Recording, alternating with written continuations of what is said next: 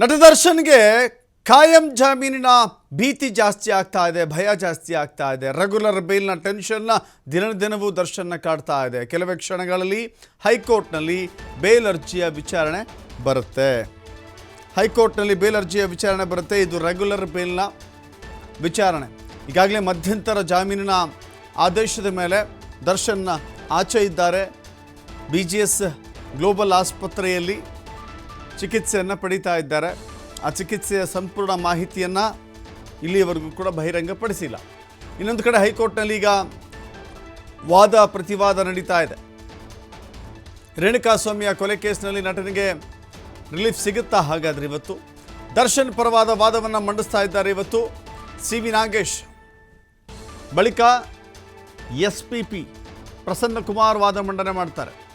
ದರ್ಶನ್ ಜಾಮೀನು ಅರ್ಜಿಗೆ ಆಕ್ಷೇಪಣೆಯನ್ನು ಸಲ್ಲಿಸ್ತಾರೆ, ವಾದವನ್ನು ಮಂಡಿಸ್ತಾರೆ.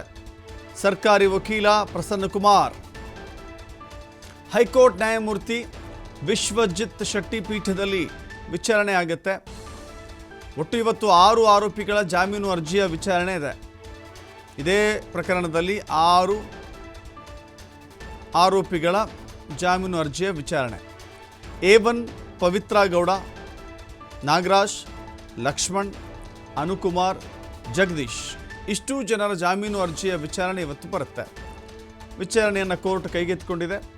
ಹೀಗಾಗಿ ದರ್ಶನ್ ಪರವಾದಂಥ ವಕೀಲವ CV ನಾಗೇಶ್ ಪ್ರಬಲವಾದ ವಾದವನ್ನು ಮಂಡಿಸಿದ್ರು. ಈ ಹಿಂದೆಯೂ ಕೂಡ ಈಗಲೂ ಇವತ್ತು ಕೂಡ ವಾದವನ್ನು ಮುಂದುವರಿಸ್ತಾ ಇದ್ದಾರೆ. ಅವರ ಪ್ರಕಾರ ಪೊಲೀಸರು ಅನೇಕ ಸಾಕ್ಷ್ಯಾಧಾರಗಳನ್ನು ಕಲೆ ಹಾಕಿಲ್ಲ, ಬದಲಾಗಿ ಕೆಲವನ್ನು ಸೃಷ್ಟಿ ಮಾಡಿದ್ದಾರೆ ಅಂತ ಹೇಳ್ತಾ ಇದ್ದಾರೆ.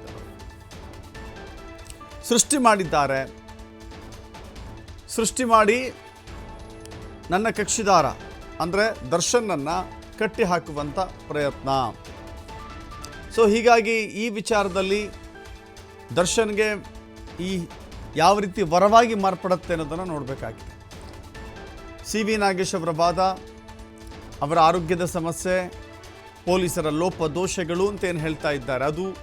ಸೊ ಎಲ್ಲವೂ ಕೂಡ ದರ್ಶನ್ಗೆ ಬೇಲ್ ಪಡೆಯುವಲ್ಲಿ ಎಷ್ಟರ ಮಟ್ಟದ ಪಾತ್ರ ವಹಿಸುತ್ತೆ ಅಂತ ನೋಡಬೇಕಾಗಿದೆ. ದರ್ಶನ್ಗೆ ಚಿಕಿತ್ಸೆಯಲ್ಲಿದ್ದರೂ ಕೂಡ, BGS ಆಸ್ಪತ್ರೆಯಲ್ಲಿ ಚಿಕಿತ್ಸೆ ಪಡೀತಾ ಇದ್ದರೂ ಕೂಡ ದರ್ಶನ್ ವಿಲವಿಲನ ಒದ್ದಾಡ್ತಾ ಇದ್ದಾರೆ. ಒಂದು ರೀತಿ ಗಾಬರಿ ಇದೆ, ಟೆನ್ಷನ್ ಇದೆ, ಆತಂಕ ಇದೆ, ಮತ್ತೆ ಜೈಲಿಗೆ ಹೋಗಬೇಕಲ್ಲಪ್ಪ ಅಂತ. ಮಧ್ಯಂತರ ಜಾಮೀನಿನ ಆಕ್ಷೇಪಣೆ ಏನಿದೆ, ಮಧ್ಯಂತರ ಜಾಮೀನಿನ ಆಕ್ಷೇಪಣೆ ಕೂಡ ಸಲ್ಲಿಸಲಾಗಿದೆ. ಒಂದು ಕಡೆ ಅಲ್ಲಿ ಒಂದು ವೇಳೆ ಮಧ್ಯಂತರ ಜಾಮೀನು ಇರೋದೇ ಲಿಮಿಟೆಡ್ ಪೀರಿಯಡ್ಗೆ, ಅದು ಮುಗಿದಾದ ಬಳಿಕ ದರ್ಶನ್ ಅಗೇನ್ ಬಳ್ಳಾರಿಯ ಕೇಂದ್ರ ಕಾರಾಗೃಹದತ್ತ ಮುಖ ಮಾಡಬೇಕಾಗತ್ತೆ. ಸೊ ಈಗ ಅದರ ಮಧ್ಯೆ ಹೇಗಾದರೂ ಖಾಯಂ ಜಾಮೀನನ್ನು ಪಡೆದುಕೊಳ್ಳೋಣ ಅಂತ ಹೇಳಿ ಕಾನೂನು ಹೋರಾಟ ಮಾಡ್ತಾ ಇದ್ದಾರೆ. ದರ್ಶನ್ಗೆ ಸಿಗುತ್ತೋ ಇಲ್ವೋ ಆ ಟೆನ್ಷನ್ ಅಂತೂ ಮುಂದುವರಿತಾ ಇದೆ.